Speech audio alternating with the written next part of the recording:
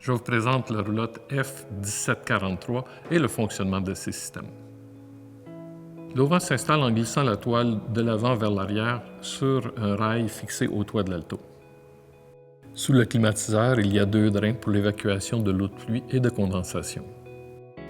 La porte est munie de 2 serrures, une pour l'utilisation d'un passe-partout et l'autre pour votre clé unique de votre alto. Insérez toujours votre clé à la verticale et la retirez à la verticale pour le bon fonctionnement de la serrure. Le loquet rouge permet de verrouiller la porte de l'intérieur.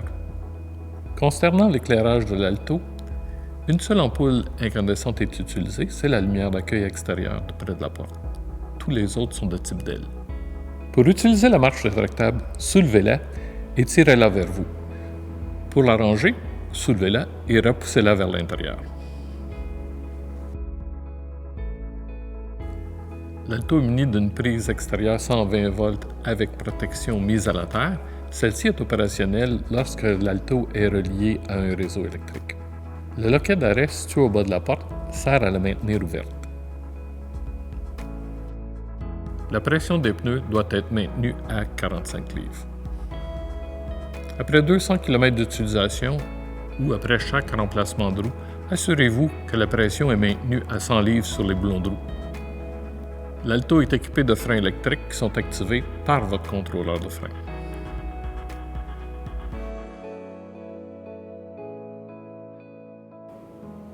Sous le couvercle du chauffe-eau au propane, vous trouverez la valve de surpression, le reset, la chambre de combustion qui doit être nettoyée une fois par année, ainsi que l'anode sacrificielle qui doit être vérifiée annuellement. Vers l'arrière de la roulotte, il y a un coffre verrouillable accessible de l'intérieur et de l'extérieur. La roulotte alto est munie de 4 pattes stabilisatrices. Après sa mise à niveau, vous n'avez qu'à les abaisser avec la manivelle.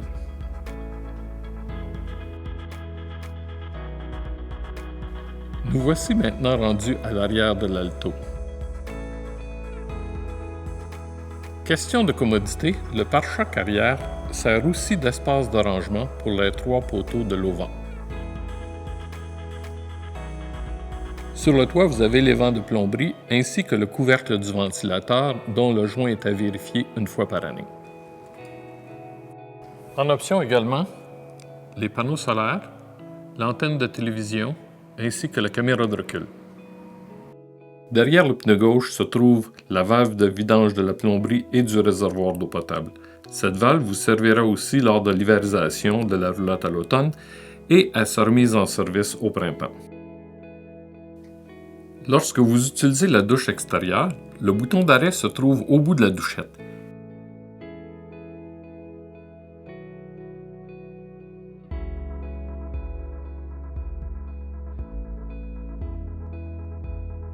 Et assurez-vous, avant de la fermer, de drainer le boyau.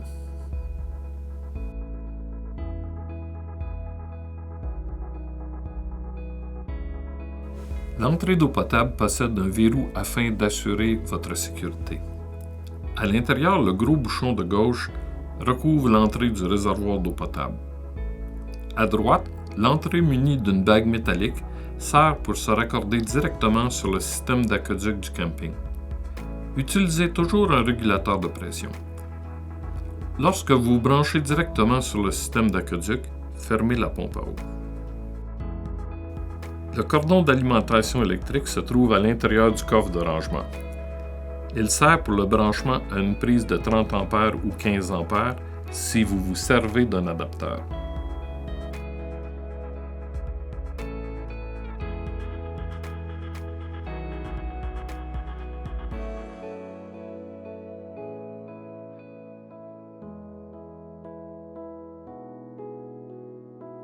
Les valves de vidange des eaux usées se trouvent devant le pneu gauche. Voici comment procéder pour effectuer la vidange. Abaissez l'unique sortie d'égout. Attachez-y le tuyau de vidange flexible qui est rangé à votre gauche. L'autre bout sera inséré dans l'égout du camping.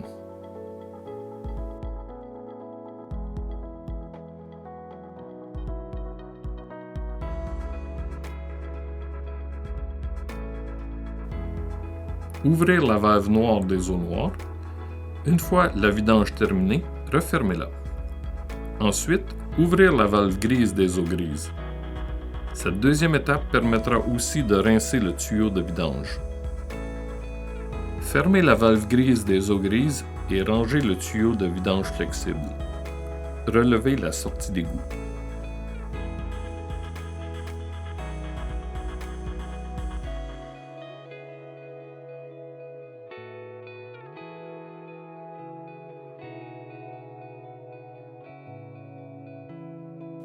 Assurez-vous de bien verrouiller le tube de rangement du tuyau de vidange flexible.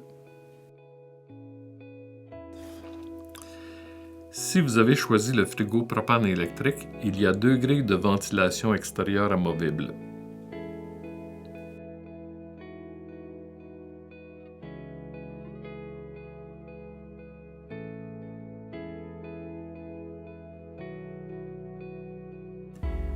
Derrière celle du bas, il y a une prise de 120 volts pour y brancher le frigo.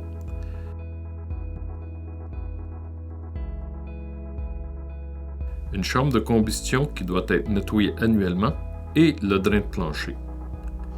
La grille du haut sert à l'évacuation de la chaleur.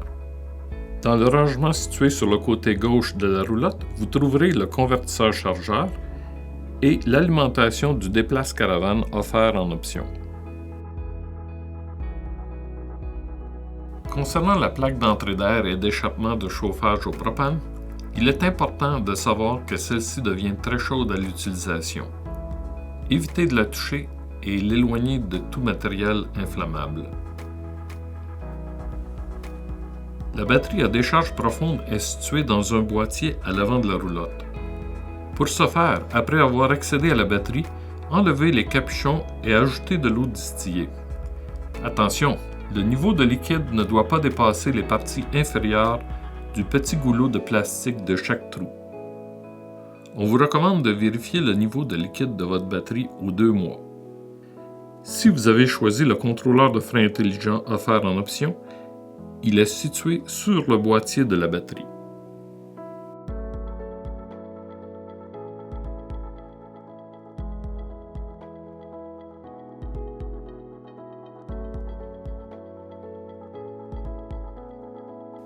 Le support à vélo offert en option est rabattable pour permettre l'ouverture de la fenêtre avant.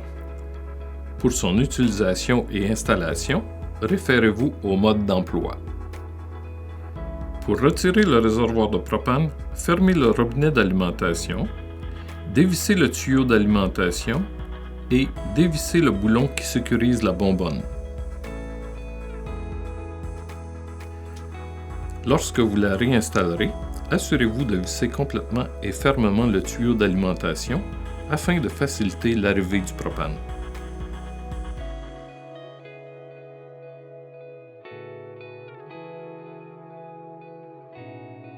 L'Alto est déjà prête à recevoir l'option des barres de torsion. Le panneau de coroplaste à l'avant de la roulotte sert à protéger la surface d'aluminium des projections de la route. La roue de secours est située sous le timon.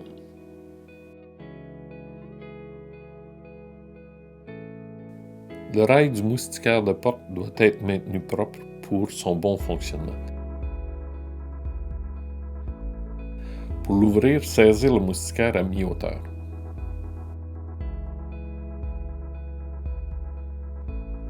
Près de la porte, vous retrouverez l'indicateur de niveau de réservoir d'eau noire, d'eau grise et d'eau potable, ainsi que le niveau de charge des batteries. Pour lire le niveau, appuyez sur l'interrupteur moniteur et maintenez-le. Pour mettre la pompe à eau électrique en fonction, actionnez l'interrupteur pompe situé sur le même panneau. Il est important d'arrêter la pompe à eau lorsque vous ne l'utilisez pas. Le commutateur du chauffe-eau propane est adjacent au panneau de contrôle. Pour mettre en fonction le chauffe-eau, mettre le commutateur en position on. Vous pouvez le laisser dans cette position durant votre séjour car il est contrôlé par un thermostat comme votre chauffe-eau à la maison.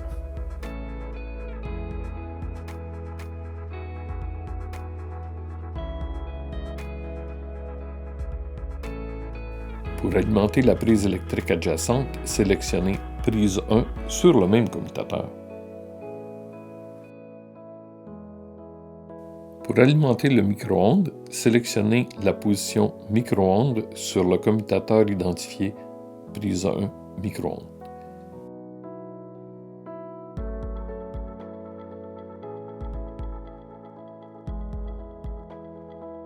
Il est important de manipuler le bec verseur du lavabo en le saisissant par sa base.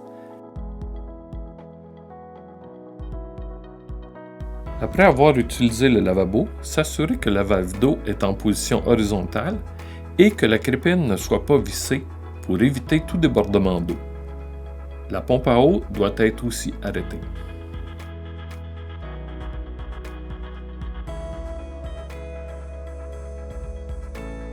Pour allumer un rond de la cuisinière au propane, pressez sur le contrôle faisant face à ce rond et le tournez en position light, en le maintenant enfoncé tandis que vous actionnez l'allumeur. Il est important de maintenir une bonne ventilation en faisant fonctionner le ventilateur de toit et en ouvrant une fenêtre. Ne jamais se servir de la cuisinière pour le chauffage. Pour ouvrir une fenêtre, il faut désengager tous les loquets.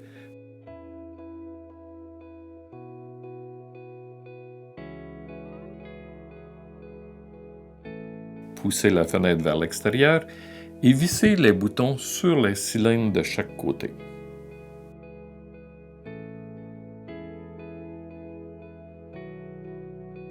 Notez que la grande fenêtre avant ne peut être ouverte partiellement. Elle doit être ouverte au complet. Maintenez-la fermée par temps venteux. Vos fenêtres sont équipées de duos plissés qui comprennent moustiquaires et toiles. Ils peuvent être utilisés simultanément ou séparément. Ils sont dotés d'un système d'attache pour les réunir.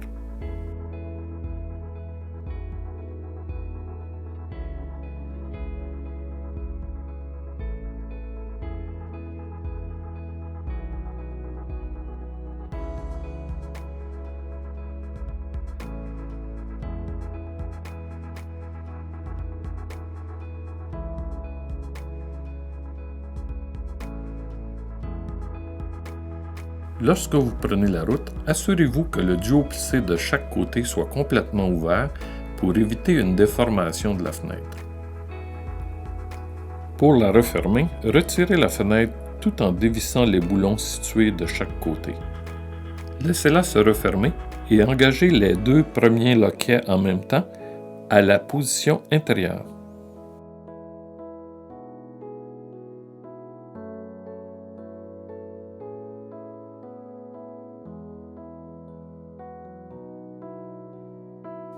En cas d'urgence, rappelez-vous que c'est la fenêtre arrière qui est la sortie de secours.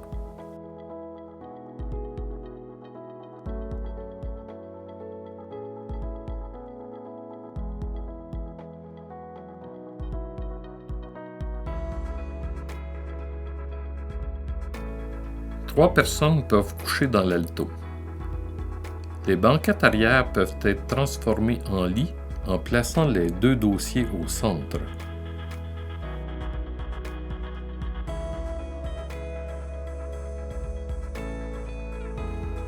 Pour faire le lit simple avant, démontez la table, appuyez la table entre les deux sièges avant et la recouvrir avec les deux dossiers avant. En option, il est possible de commander un lit pour une quatrième personne.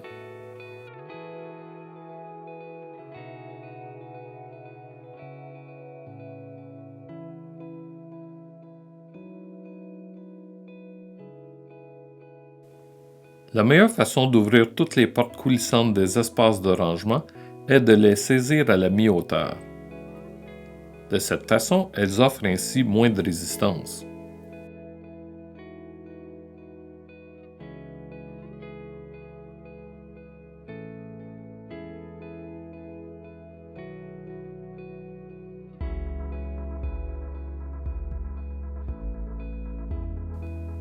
La prise 12 volts située à l'extrémité arrière du rangement du haut sert à la recharge de vos petits appareils et alimente la télé offerte en option. Juste en dessous, vous trouverez la connexion du fil de câble télé si vous avez choisi cette option. Voici les différentes opérations à effectuer pour remplir et vider le chauffe-eau au propane.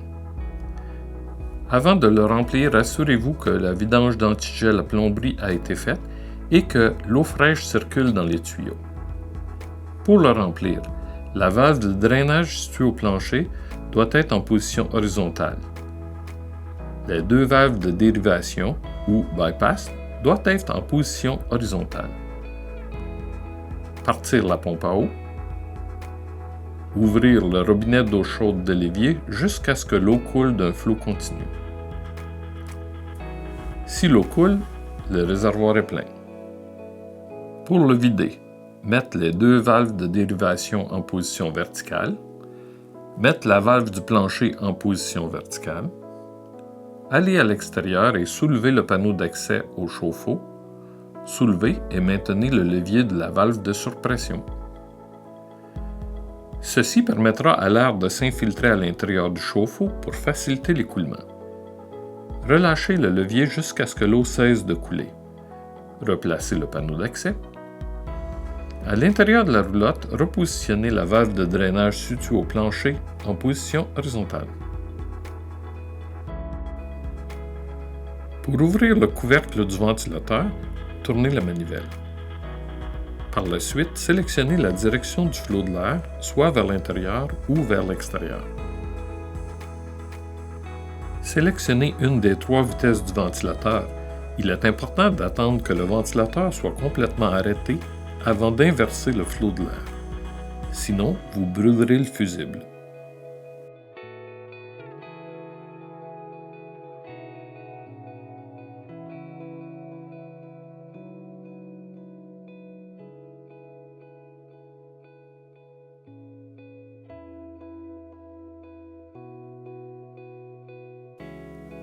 Lorsque l'on referme le couvercle et que le ventilateur est en fonction, le ventilateur s'arrête de lui-même.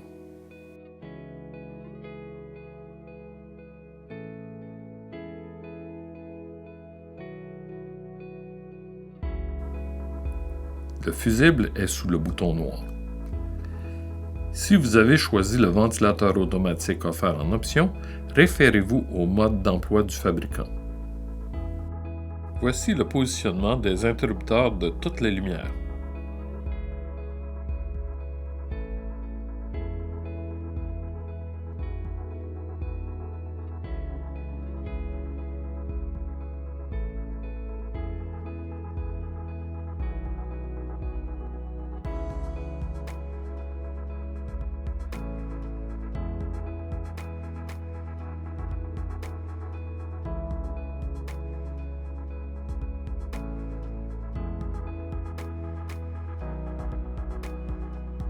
Le système de chauffage au propane offert en option est situé sous le lit à côté de la pompe à eau.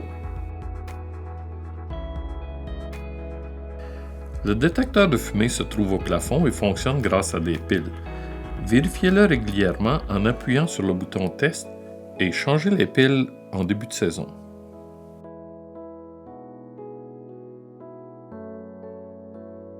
Si vous n'avez pas choisi le climatiseur thermopompe, le thermostat, situé sur le mur extérieur de la douche, servira uniquement pour contrôler le chauffage au propane. Sélectionnez la température désirée à l'aide du curseur. Par contre, si votre Alto est équipé du climatiseur thermopompe et du chauffage au propane, le thermostat sera différent et contrôlera les deux appareils. Premièrement, appuyez sur le bouton On pour sélectionner le ventilateur, l'air climatisé ou le chauffage. À droite, appuyez sur plus ou moins pour ajuster la température.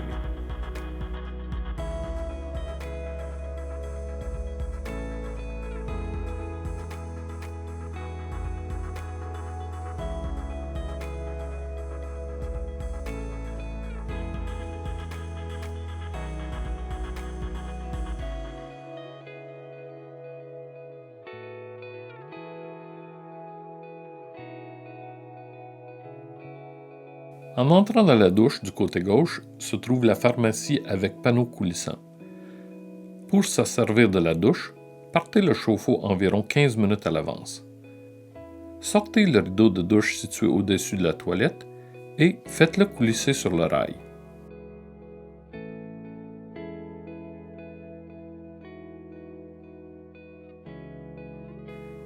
Recouvrir la toilette avec la housse. S'assurer que le drain de plancher soit ouvert. Pour le bon fonctionnement de la toilette, partir la pompe à eau. La commande de la toilette remplit deux fonctions. Pour remplir la cuvette, tirez le levier à mi-course. Pour rincer et vidanger, tirez à fond le levier.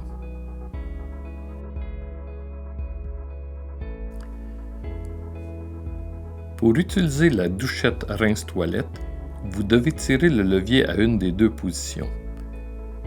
Il est important de verser dans le réservoir de la toilette du produit déodorant pour faciliter l'utilisation et éviter les odeurs. De plus, nous vous recommandons d'utiliser du papier hygiénique conçu pour les véhicules récréatifs.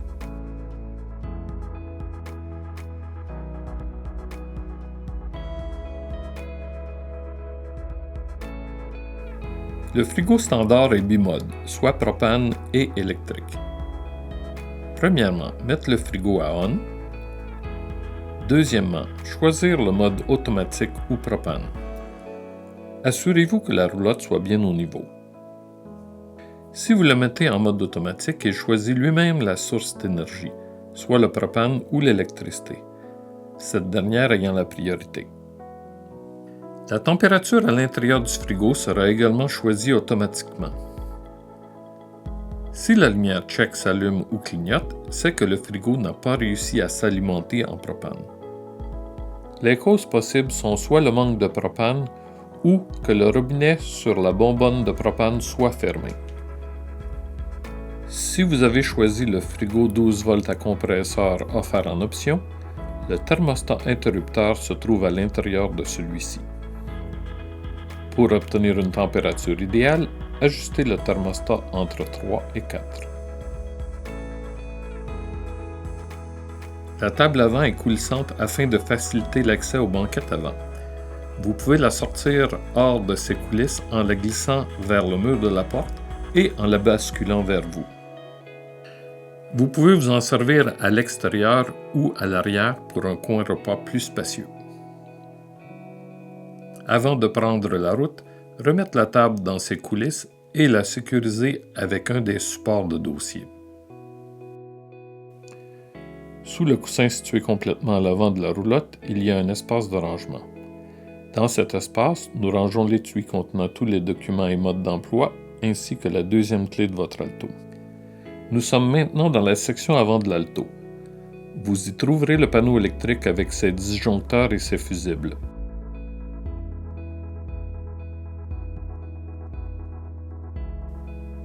Juste à côté se trouve le détecteur de propane et CO2. Il a une durée de vie de 5 ans, donc s'assurer de le remplacer au besoin. Ne jamais vaporiser de produits nettoyants sur cet appareil, ceci l'endommagerait. Sous le panneau électrique, il y a une prise 12 volts qui fonctionne grâce à la batterie auxiliaire, ainsi qu'une prise 120 volts qui fonctionnera uniquement si votre Alto est branché sur une prise extérieure. Le climatiseur thermopompe offert en option est situé sous la banquette près de la porte. Ce climatiseur fonctionnera uniquement si votre Alto est branché à un circuit de 30 ampères.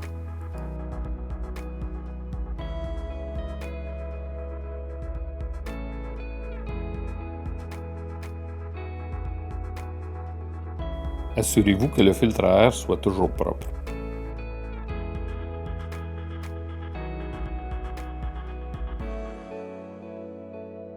L'extincteur se trouve tout près de la porte.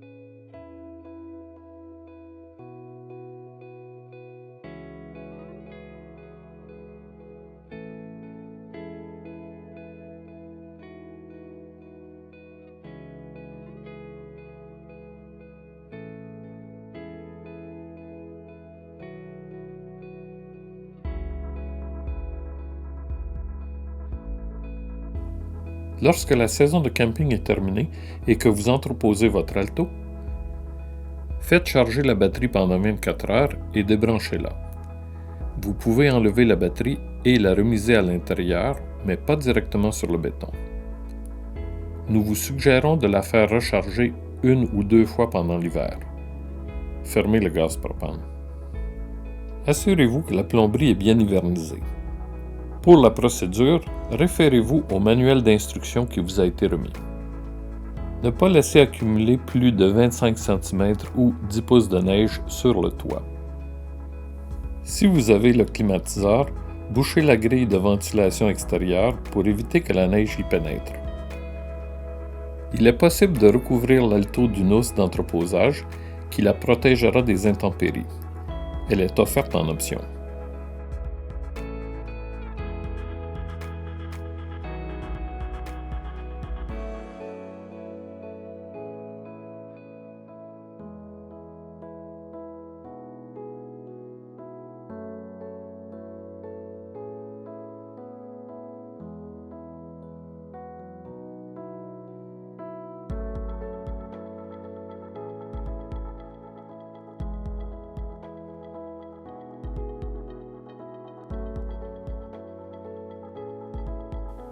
Voilà qui conclut cette vidéo d'explication pour l'utilisation de votre Alto. Je vous rappelle l'importance de lire attentivement le manuel du propriétaire. Il est une source de renseignements précieux. La compagnie Safari Condo s'efforce de vous offrir un produit haut de gamme à la fine pointe de la technologie. Nous vous remercions de la confiance que vous mettez en nous en achetant notre produit. Il ne nous reste plus qu'à vous souhaiter bon voyage.